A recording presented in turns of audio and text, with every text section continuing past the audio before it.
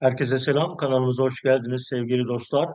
Bugün pek çoğumuzun cebini yakan, uykusunu kaçıran, aklını kurcalayan bir konuyu ele alacağız. Banka borçları.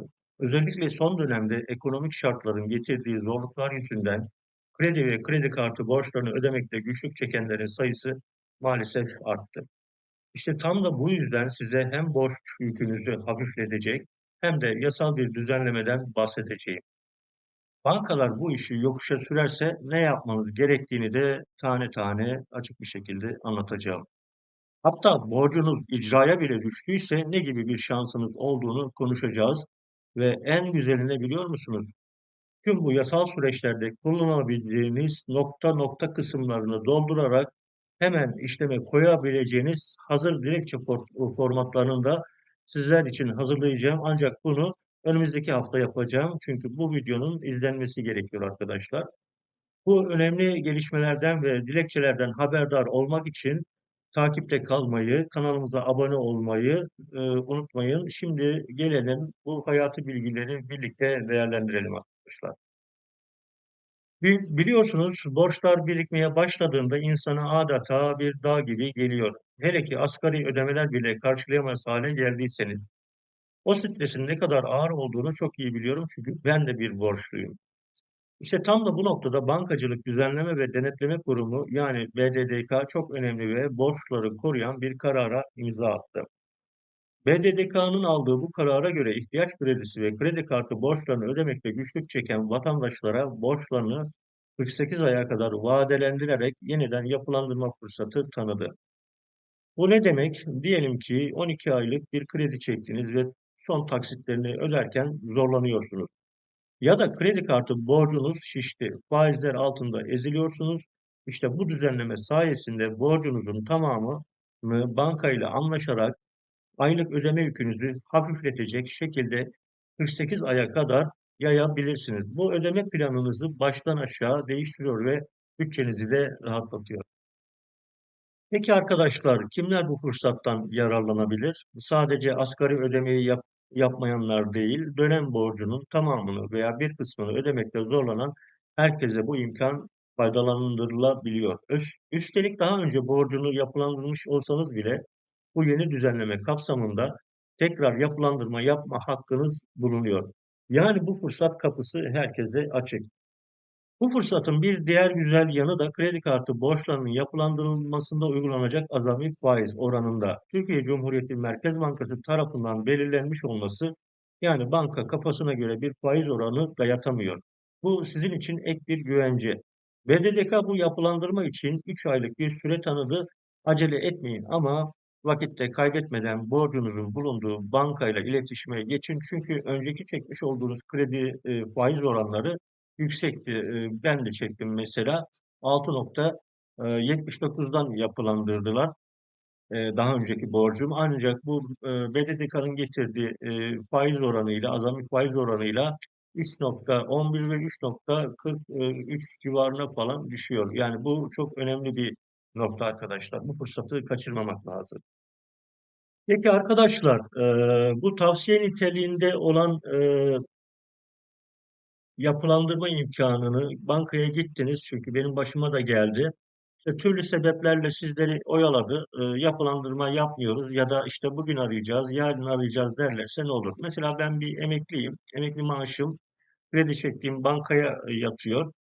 Ee, Daha önceden ödeme güçlüğü çektiğim için 6,79'dan 36 ay yapılandırmışlardı. Şimdi bu BDDK çıktıktan sonra telefon açıyorum. Biz size döneceğiz diyorlar. Şubeyi arıyorum.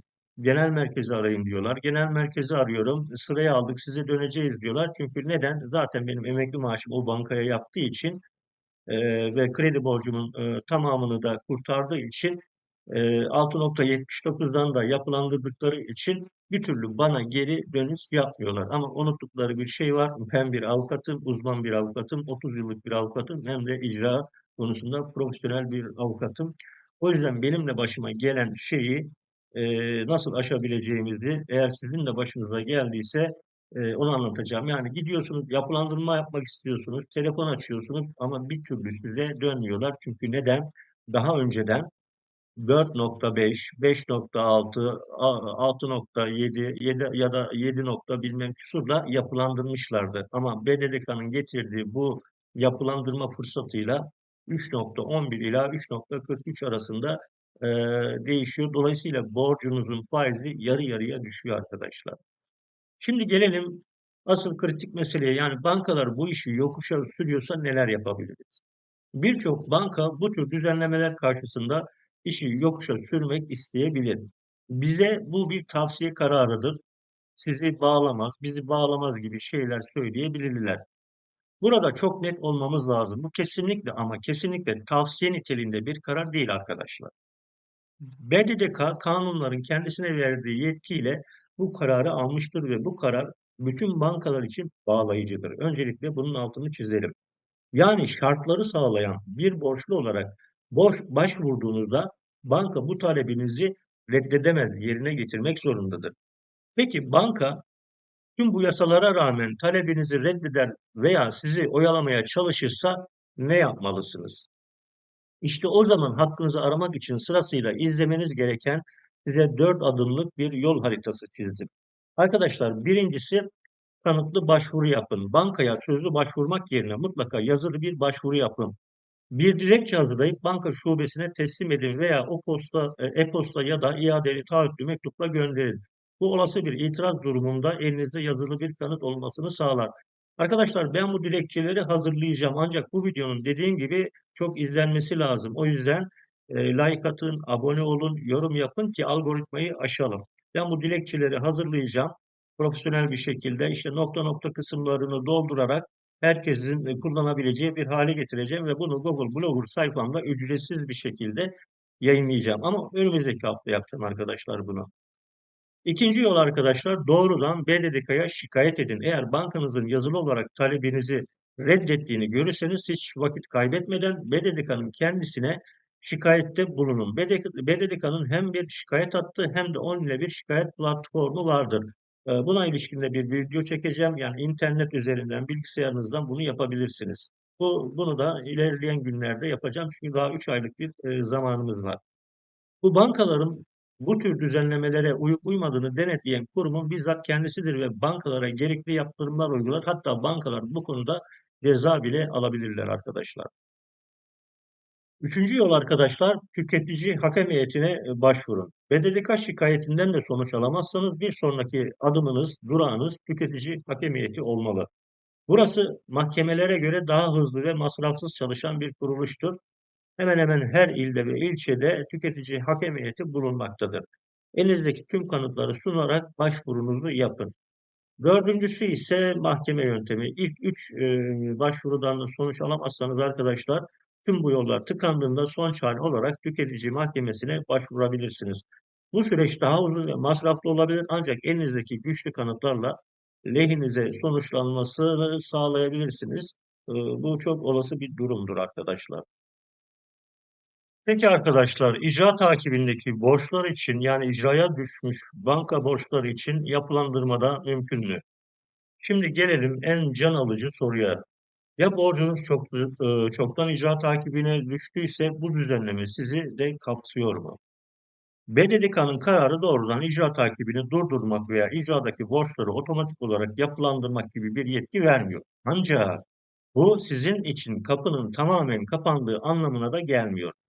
Hukuki süreç başlamış olsa da bankalarla hala bir anlaşma yolu bulabilirsiniz. Arkadaşlar ben uzun yıllar banka avukatlığı yaptım. TMSF'de de BDDK'da da çalıştım.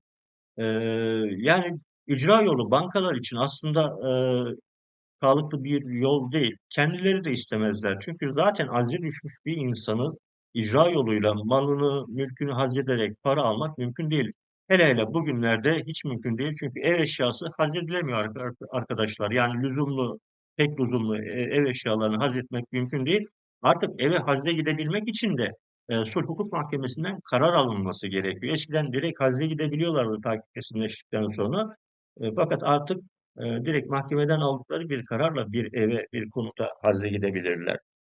O yüzden bankalar için de en kestirme yol her ne kadar da icra takibine e, düşürseler de borçları anlaşarak bir şekilde taksit imkanı sağlayarak Hatta icradaki borcunuzu bile bu 3.11 ve 3.43 gibi BDDK'nın sunduğu yapılandırmadan faydalanarak düşürtebilirsiniz, yapılandırabilirsiniz arkadaşlar. Ancak bunun yolu diyalog kurmaktır.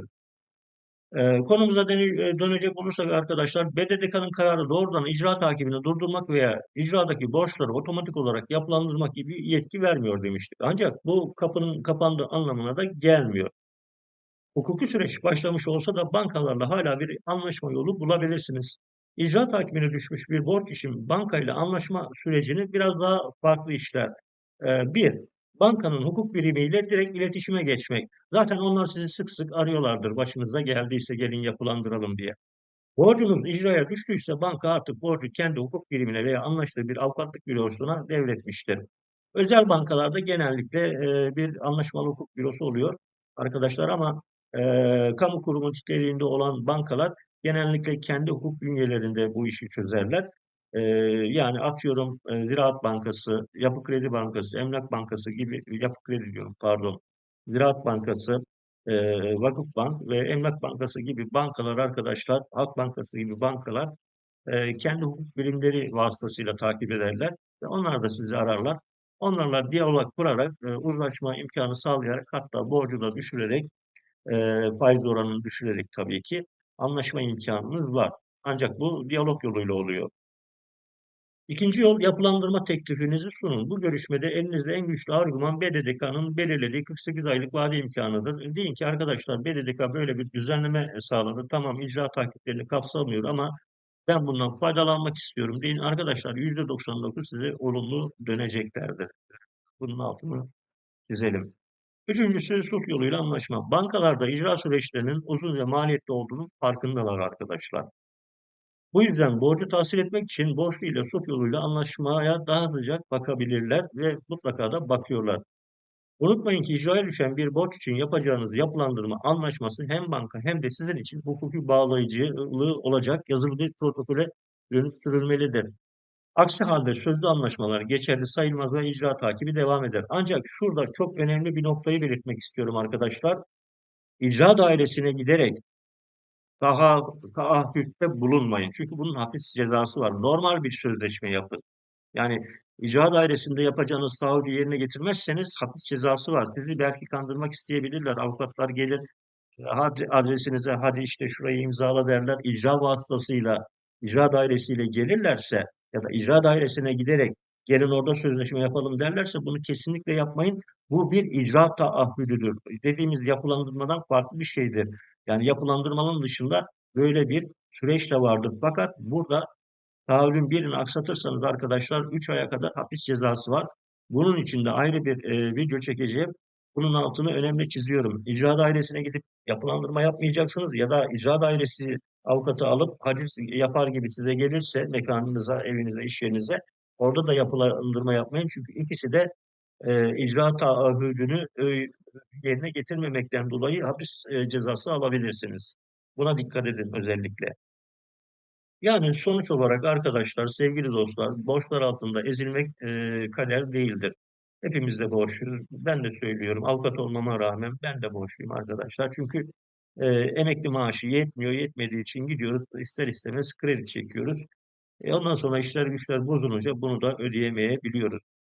Hukuk borçlu vatandaşı korumak için vardır ve BDDK'nın bu kararı bu korumanın en somut örneklerinden biridir. Unutmayın bilgi ve büyük güçtür.